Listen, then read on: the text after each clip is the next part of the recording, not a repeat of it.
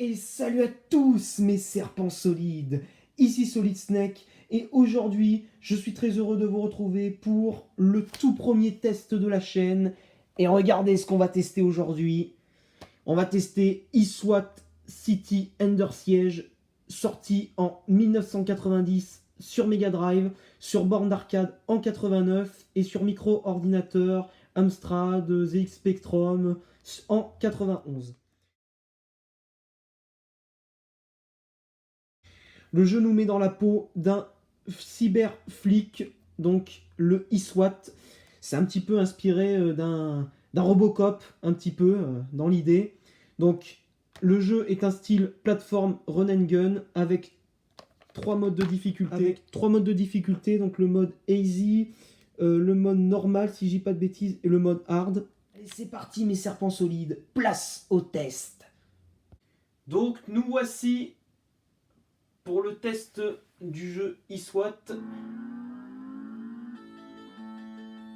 Donc superbe intro, style un peu cyberpunk, comme vous pouvez le voir.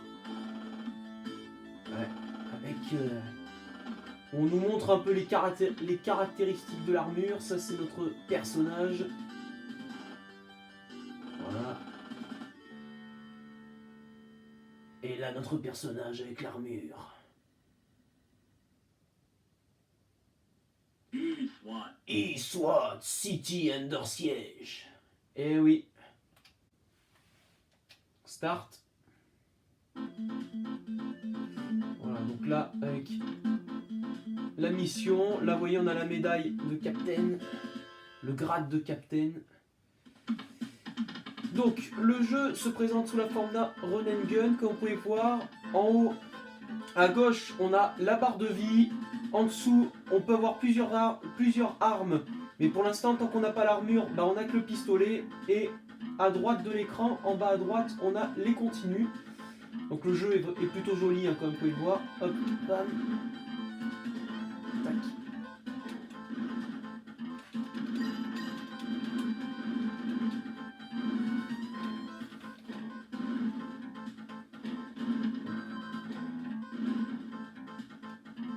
Hop, alors là, faut faire attention à ses ennemis, ils sont plutôt coriaces. Ah, je me suis fait tout... Putain, merde, je me suis fait toucher.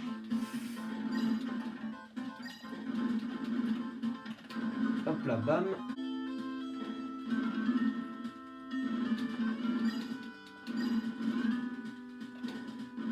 Tac. Alors là, en haut, on a, comme vous pouvez le voir, une barre de vie. Tac, et ça régénère notre vie. Faut faire attention. Merde, je me suis fait toucher. La musique aussi est incroyable, quoi, dans le jeu.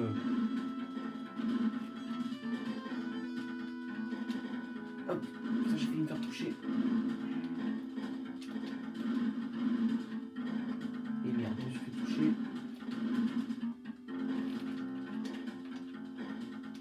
Ah. Là, on récupère une barre de vie et là, on va affronter le tout premier boss du jeu qui est en hélicoptère, comme vous pouvez voir. Donc là, il faut doser. Hop.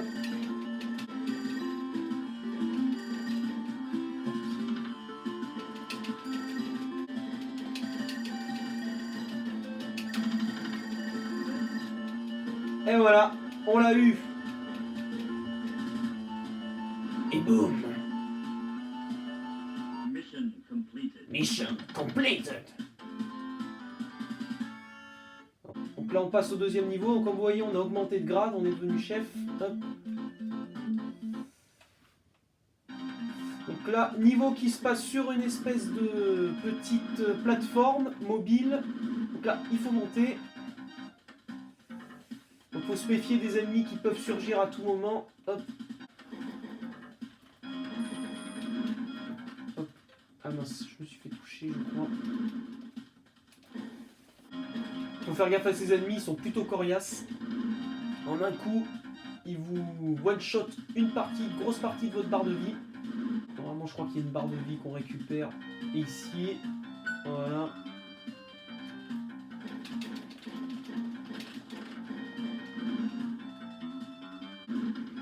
Alors, à votre avis, où est-ce qu'elle est la sortie? Elle n'est pas en bas. Eh ben, si elle est pas en bas, elle est derrière le mur. Ouais, pour ceux qui font le jeu la première fois, c'est clair que ça doit pas être évident, ça, de trouver. Hop. Et là, on va affronter le deuxième boss, enfin les deuxièmes boss du jeu, parce qu'ils sont deux. Vous allez comprendre, il y en a un qui tire en bas et l'autre qui tire en haut. Donc il faut attaquer celui-là en premier. Là, on lui a désoté son armure. À celui-là. Mince, je me suis fait toucher.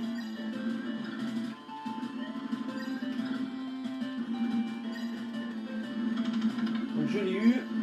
Et là, normalement, j'ai eu le deuxième et on les a eu. Mission completed. Donc là, on va pouvoir revêtir l'armure comme vous pouvez le voir. Tac. Donc à partir du troisième niveau, le jeu change complètement avec la difficulté qui est évidemment haussée. Les deux premiers niveaux étant plutôt faciles. Là, comme vous pouvez le voir, en bas de l'écran, il y a marqué shoot et là on vient de ramasser une arme PC. En fait, quand vous avez l'armure, vous pouvez choisir plusieurs armes. Donc je vais vous montrer. L'attaque.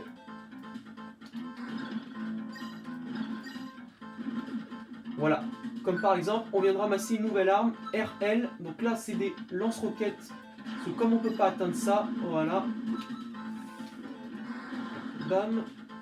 Il faut tirer. Tac, on vient de ramasser ça. Alors ça, par contre, je sais pas trop ce que c'est. Grâce à notre armure, nous aurons la possibilité d'avoir un jetpack, ce qui sera assez utile avec certains boss, comme vous pourrez le voir un peu plus tard dans le jeu.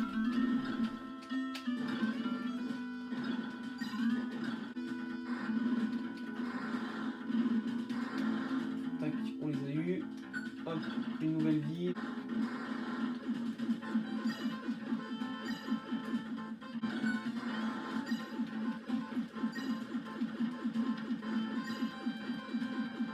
Tac. Et là, on va ramasser la vie parce que on va affronter le troisième boss du jeu.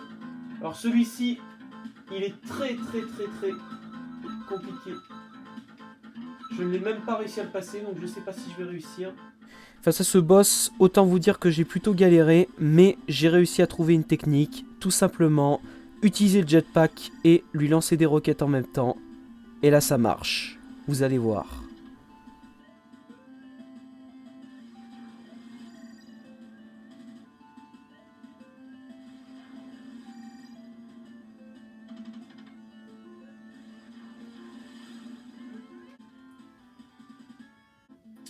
Donc ce coup-ci on passe au quatrième niveau les amis. Dans ce niveau, notre but est d'arrêter un savant fou et toute son armée de créatures. Là faut s'accroupir. On a des espèces de créatures un peu extraterrestres qui veulent notre peau. Tac. Donc nous pouvons retrouver le test d'ISWAT dans le joystick numéro 8 de septembre 90. Donc comme vous pouvez le constater, dans le test d'ISWAT, sur Mega Drive, il avait reçu 84%, donc édité par Sega.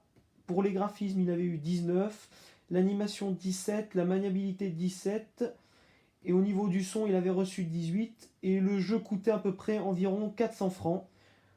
Comme on peut le voir. Donc le test avait été réalisé par un certain JM Destroy. Et voilà, c'est tout pour ce test d'ISWAT sur Mega Drive. J'espère que cette vidéo vous aura plu. Et je vous dis à très bientôt. Et portez-vous bien mes serpents solides. Salut à tous.